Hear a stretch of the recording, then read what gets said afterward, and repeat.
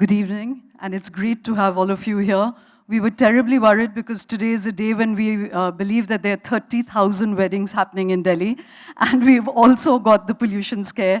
So it's really wonderful to have all of you here. Of course, there's Nina, Shuli, Anjali, and Ritu who joined Payal and me in welcoming all of you here today. This evening is really special because in a sense, it is about passion seekers. Both the sessions are about passion seekers, about people who have been determined to just keep going on no matter what. The first session is, about also adventure, but before that, apart from being an evening of passion seekers, in a strange way, it's also an evening about fathers and daughters. And both the speakers that we invited first, are men who have two daughters. One of them also has a son, Mark the also. But they're fathers with two daughters, and both of them have charted very different paths. And that particular relationship and dynamic between them, I hope, is going to be part of the conversation today. But the first session, as I said, is really about endurance. It's about adventure. It's about living life at the extreme edge of passion and seeking of the real spirit of what life is about. And I was thinking as I was driving here today that if we have to live in Delhi and breathe the kind of air we breathe, which is dangerous enough, you might as well go out looking for real danger and real adventure, which is what Ajit Bajaj ended up doing way early in life, before it was fashionable to be a curator of adventure and outer edge experiences. He started way back in the early 80s. He was one of the pioneers of adventure sports in India. And as you must have all read in the email, he's traveled the 7 continents of this globe, always looking for the weirdest way in which to do it. He's possibly the only man in India who's been both to the North Pole, the South Pole, and skied across the Greenland ice cap. He's whitewater rafted in Siberia and all of that. And I'm not going to take more time to say that because he's here to tell you about that journey. But what's fascinating is that when he was blessed with 2 daughters, he decided that he was going to do this gene transfer and pull his daughters by the hair into that experience. One daughter did, and so Dia is the youngest person in the world to have skied across the Greenland ice cap at the age of 17. And she's here to also talk about her experiences with her father. But, and there's always a but, and that's the beauty of having daughters, that the second daughter, Meghna, decided that she's going to do a gene revolt. And so she is somebody who's fascinated by fashion and by makeup and by singing. And so Ajit Bajaj has found his comeuppance and true adventure really at home. So ladies and gentlemen, to hear about their wonderful experience, please welcome Ajit Bajaj and Dia Bajaj. Thank you, Shoma.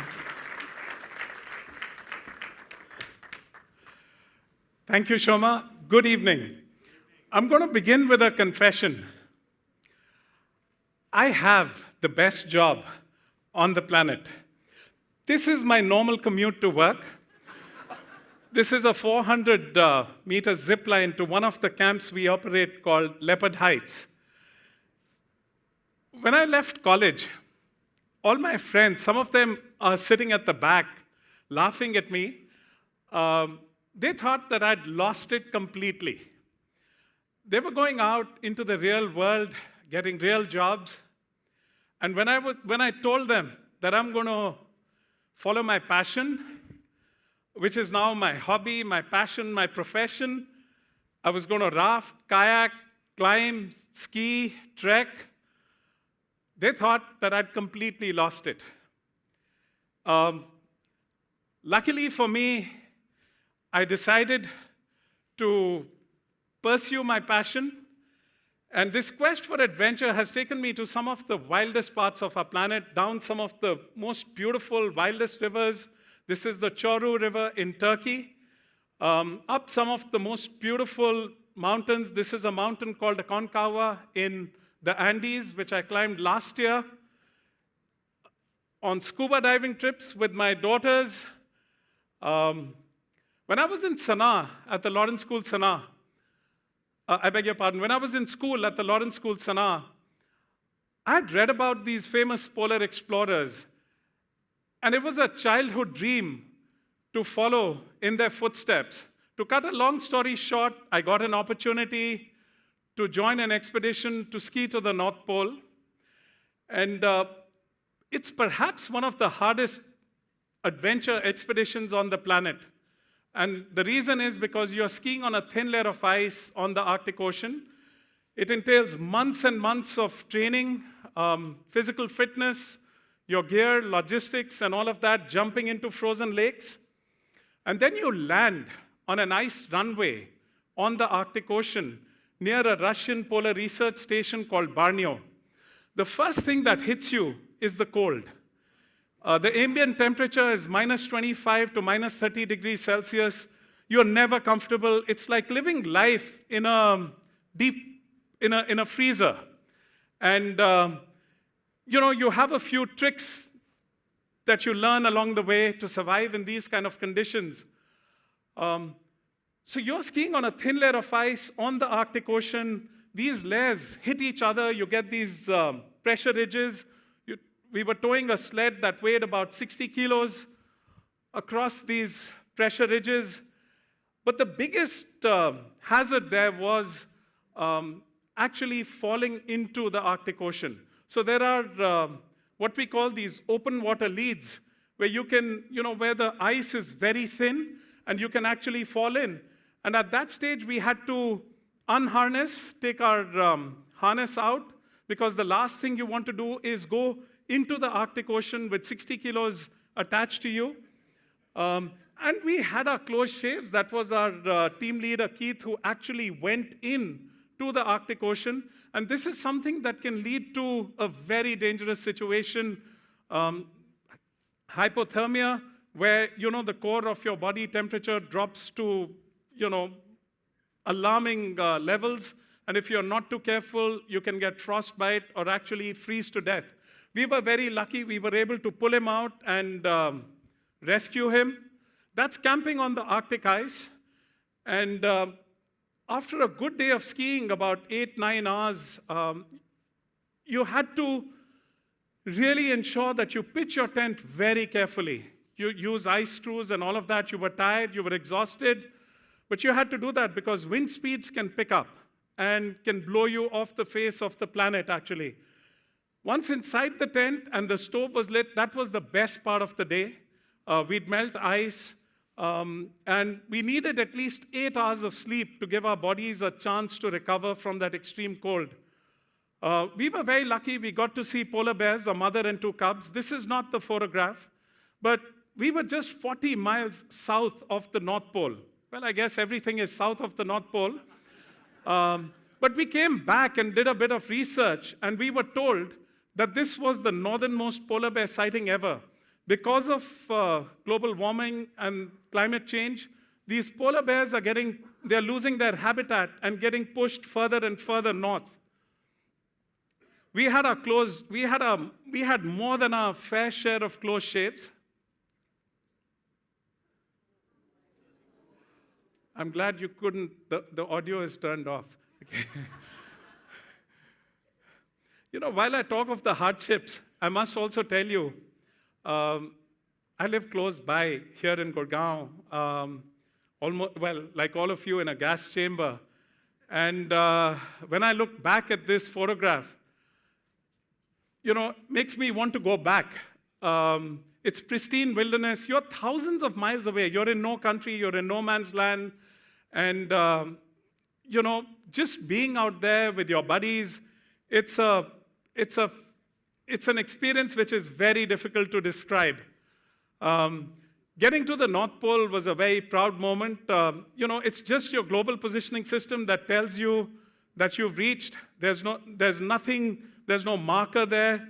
And it keeps moving. Because of the polar drift, you're on a layer of ice on the Arctic Ocean. That layer keeps moving. So even when you plant your flag, the next morning, there's a good chance that the flag's drifted a few miles away from the North Pole. As an aside, thank you. The depth of the Arctic Ocean at the North Pole is 13,500 feet. And as an aside, I must tell you, the coldest temperature we faced on the North Pole was minus 65 degrees Celsius. with the wind chill factor, I came back to Delhi. This was in May. It was plus 45 degrees Celsius. But the human body is amazing. The way it can adapt to conditions. I came back and I was invited 6 months later to join an expedition to ski to the South Pole. You know, these expeditions do take their toll, mental and physical, on your body. But I was feeling fine. A day later, I came back and I was playing tennis, and life was good. I'd lost a lot of weight. By the way, these expeditions, you can eat what you want, right? So the mantra for success is you got to be fit and fat, right? You lose all that fat. So if any of you want to lose a bit of weight and eat, you know, whatever you want to eat, I'd recommend one of these expeditions. Yeah? So, you know, because Antarctic, the best time to ski to the South Pole is during their summer, which is our winter here in the Northern Hemisphere. I left for the South Pole on Christmas.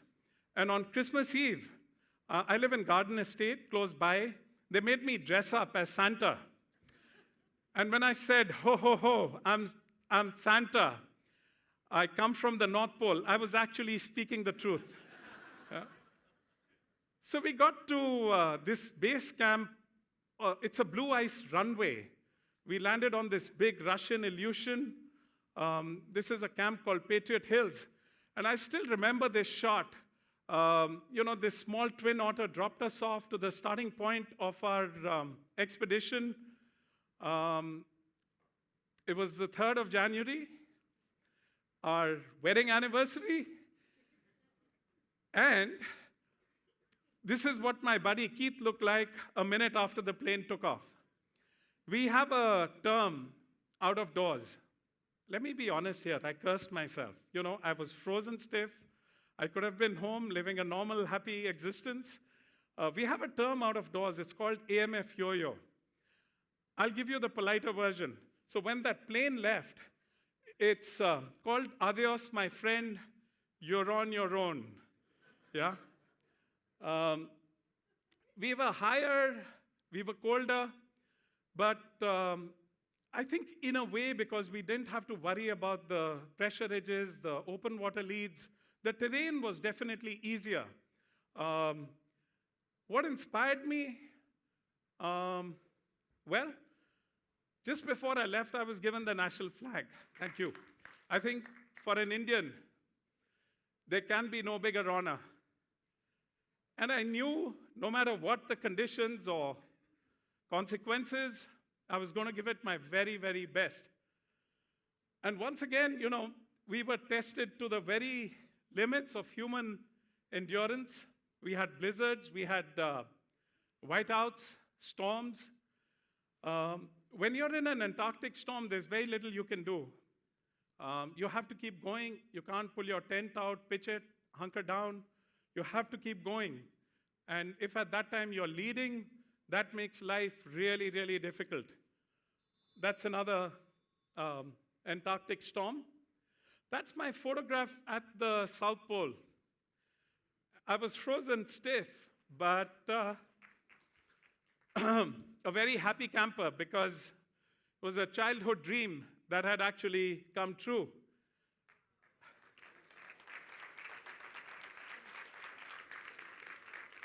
I was lucky enough to get there on our Republic Day and unfurl our Tiranga.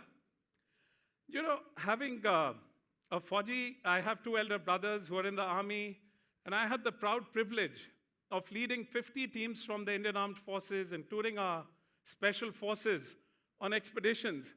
And I thought I knew what the spirit of adventure is all about. I thought I knew what leadership is all about in these extreme conditions.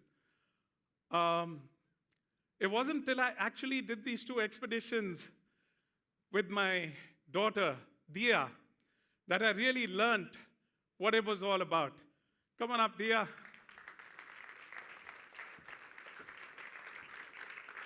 Good evening, everyone. I also have a confession to make. all my friends think my parents are completely crazy for letting me do these things. Uh, so this is a picture of Greenland. When I was 14 years old, we went on our first expedition to Greenland. Um, I had, I was in class 9. It was very, very exciting. We were there for 14 days, sea kayaking along the coast of Greenland. And we got to meet the local people there. It was an amazing experience. But what was really fantastic or scary also was that we got to see very, very big signs of climate change. So Greenland is ground zero for the climate crisis. You can very clearly tell there are some very serious signs over there. For example, while we were there, we had to actually wear these bug nets on our faces while we were camping because the mosquitoes would just fly into our faces in the evenings otherwise. The other thing that we would have to do is, or when we spoke to the locals, they told us that they weren't able to go seal hunting anymore in the winters because the sea ice wasn't freezing over. So it was definitely really, really frightening to hear these things. But the other thing we got to see was the Greenland ice cap. And I remember Dad saying, it would be so cool to come back here one day. And I said, oh yeah, Dad, totally. Not expecting that 3 years later we would actually go and just do that. So Dad being Dad, if you go on an expedition with your dad, they're going to show off. And so he decided to roll his kayak. And the water is really, really cold. And it's also really, really cold outside. So this is an absolutely crazy thing to do. But yeah, so he rolled his kayak. And then, it's again not an expedition with your dad unless he embarrasses you in some way. He got dared to swim to an iceberg and climb it for 2 chocolates. And he did it. He I think you're still owed those 2 chocolates, huh? I haven't got those chocolates yet.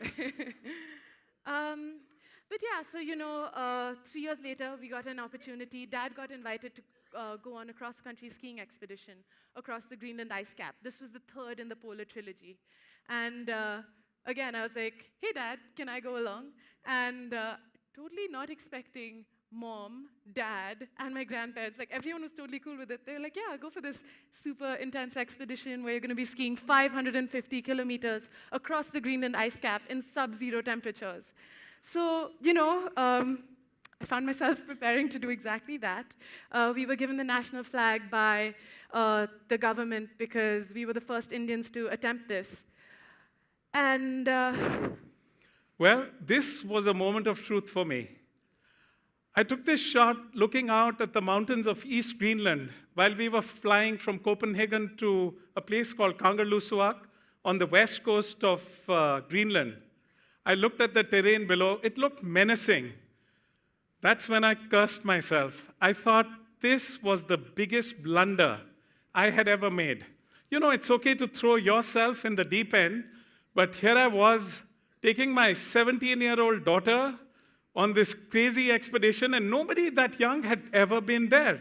Somehow, I'd managed to convince my wife and my parents and our family that I was doing the right thing. And Dia was the Haryana swimming champion then. And, that also, made us all feel that there's a good chance she's going to be able to do this. But we got to Kangerlussuaq, and I was really guilty at that time. And our aim was to ski from the west coast of Greenland, just past the Arctic Circle, all the way to a small Inuit fishing village called Isortok on the east coast. So speaking of being able to eat whatever you want, okay, I really, really love chocolate. And again, you're burning so much energy. You're skiing 8 hours a day, and plus it's so cold outside. Your body's doing a lot just to stay warm. So I could eat a bar of those every day, and that still wasn't too much chocolate. It was fantastic. So, we found ourselves on the Greenland ice cap, and I can't tell you how scary it was. The minute the plane left, you looked all around you, and all you could see was just white ice, nothing else, for miles and miles and miles and miles. I was the youngest on the team by quite a margin. I was 17 at that time. The next oldest person was Dad, who was 45. 18 till I die. Okay, okay, Dad. But yeah, so it was a very strange experience for me because I was really worried. I was like, I'm going to be so young, and I'm going to be the youngest there. There's no one my age, no access to social media. What am I going to do? But I think that's one of the things you learn about adventure, is that it doesn't matter who you're going with, or where they're from, or what language they speak. At the end of the day, when you go through something like this together, and you're away from this technology-driven world, you really do end up becoming best friends with everyone. In fact, on another note, to keep Dia happy other than the chocolate, I thought I'd be a really good dad. I got her 300 minutes of talk time on this satellite phone, And you know what happened? Within the first 6 days, it was over. Luckily, we could get some more. Yeah. Because actually, while you're skiing on the ice cap, you're trying to ski one behind another, because it's easier that way. And so actually, while you're skiing, you can't really talk to anyone else. There's not much to do. And for 8 hours a day, you're just sort of skiing. I must admit, by the end of it, it got pretty bad. I would start talking to my shadow. I named her. She laughed at all my jokes. It was great. You'd think, again, that the breaks would be the best part, right? While you're skiing, to sit down, have something to eat, have something to drink. But it was actually absolutely the worst, because what would happen is, the minute you stopped, everything would freeze, and you'd become really, really cold. Speaking of everything freezing, let me tell you, this isn't his snot. This isn't his sweat. This is actually the condensation from his breath. So this is the moisture from his breath that froze on his mustache. So we called him the walrus after Tony this. the walrus. Tony the walrus. But yeah. I think from the word go, again, we were thrown into blizzards and storms. I think day 3, and I was a very nervous dad at that stage. In fact, on day 3, there was this storm that was so intense that it actually lifted Dia. She fell down, she got up. There's very little you can do to support each other at that time. Winds were gusting at 35, 40 knots, and she fell again. And I could see she was, not very happy at that time, but, luckily that grit and determination, that never given attitude, I think that really, really helped her to get up and keep going. And in those conditions, it's pretty hard, right? It's completely whiteout conditions. You can't see your hand in front of your face. And it was scary, and I remember thinking, wow, why am I doing this? But I think that's another thing you learn on these expeditions. A lot of the times, you tell yourself you can't do something, and that's where you fail. I think the minute you really have to just keep thinking positive and keep saying you can do it. Stopping isn't an option. As Dad mentioned, in these Arctic storms, the tents would fly away if you try to pitch them. And also, a helicopter can't come rescue you if anything goes wrong. And stopping means that everything freezes. So the consequences of stopping and giving up are very high, and you're not only letting yourself down, but you're letting your entire team down. And so, yeah, you just have to keep going and keep thinking positive, and that's how you get through it. That's camping on the Arctic ice. Especially when we had 24 hours of daylight, and especially when the sun was around. The ambient temperature there was minus 23 Celsius. So those 21 days, we were actually in a deep freezer, and you're never comfortable. But when the sun was out, psychologically, it would be a great feeling. And that's Salu, one of the Inuit with us. They don't like to be called Eskimos because that's derogatory. It means a meat eater or something. But they were amazing people, very happy campers. And we also had 28 Huskies as our team members on this expedition. Yeah. The Huskies were really, really cute. They were basically carrying all of our supplies and our equipment. And, this is the lead dog, Apra. But, they're suited for these conditions. They're made for these conditions. These dogs, they can just curl up into a little ball at night and cover their nose with their tail, and they can sleep through anything. Us humans, on the other hand, aren't as lucky. That's my husky. We humans, we need these special Arctic sleeping systems, polar sleeping systems to survive in these conditions. But we navigated past something straight out of a James Bond movie, something called the Distant Early Warning System. Now, as you're aware, during the Cold War, the Americans had set up these systems, these early warning systems on the ice cap. These were radars, and in case the Soviets decided to send a missile their way, that would give them an early warning. And of course, in the late 80s, some people had the wisdom and foresight to put an end to the Cold War, and these stations were abandoned. We could actually go inside and take a look. It was kind of fiery, but there were two things that told me that this was a male station. There were some magazines. Dia did not see those magazines. And there was this. They had just left these there. And of course, we were able to go up and see the radar as well. Yeah. And yes. So our secret formula for success, Dia, why don't you share it? So the first is preparation. You always have to be extremely prepared. Pods, as we call it in our outdoor jargon. Confucius said it, 6th century BC. You got to prepare before you get onto an expedition such as this. O is for being organized, not just where you are, but always thinking months ahead, days ahead. D is for being deliberate. This is an error-free environment. A mistake can mean you get frostbite, or your plane can even freeze to death, right? It's also, you got to be deliberate about what you say to each other. You got to live on a very high positive energy plane. One wrong word to each other, and that can actually kill the expedition for you. So you've got to always be encouraging each other, always cracking jokes. I mean, even though you're frozen stiff at times, just doing whatever you can. And S is for being super safe. But for us, S was also about having super fun along the way, not just surviving, but actually thriving in these kind of conditions. And that's getting off the Greenland ice cap. Which was pretty dicey, actually, going down. There were a lot of these crevices that go down, deep holes that go down to the center of the earth. And sometimes they're even covered, so we had to be a little careful while crossing that. But eventually we did make it, and we were very, very proud and emotional to unfurl the Indian flag. It was an absolutely fantastic and amazing moment. But I think perhaps the best moment of our life happened just after this expedition.